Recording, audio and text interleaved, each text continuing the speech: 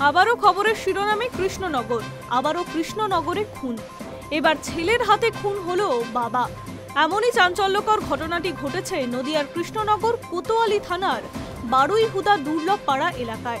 মৃত ব্যক্তির নাম সাধন দুর্লভ, বয়স 58 বছর। অভিযোগ, শুক্রবার রাতে বাবা যখন ঘুমাচ্ছিলেন সেই সময় ছেলে প্রবীর দুর্লভ নেশা করে বাড়িতে ফিরে তার স্ত্রীকে মারধর শুরু করে। তার প্রতিবাদ করেছিল নিরীহ বাবা। এরপরেই বাবাকে ধারালো ছুরি দিয়ে খুন করেন প্রবীর।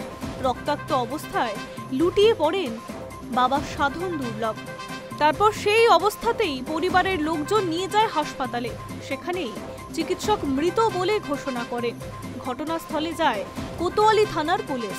ঘটনার পর অভিযুক্ত ছেলে অর্থাৎ প্রবীর দুর্লভ পলাতক। কেন বাবার ওপরে এই হামলা, তার তদন্ত শুরু করেছে কৃষ্ণনগর কোতোয়ালি থানার পুলিশ। পুলিশ অভিযুক্ত ছেলের খোঁজে তল্লাশি চালাচ্ছে। তবে স্থানীয় সূত্রে খবর, ছেলে প্রবীর দুর্লভ দিন মজুরের কাজ করতেন এবং প্রতিনিয়ত মদ্যপান করে অশান্তি করতেন বাড়িতে, সঙ্গে মারধরও করতেন তার স্ত্রীকে। স্থানীয়দের অনুমান, স্ত্রীকে মারধর করায় বাবা প্রতিবাদ করেছিলেন, আর সেই প্রতিবাদের জেরেই বাবাকে ছুরি মেরে খুন করল ছেলে প্রবীর। High news network.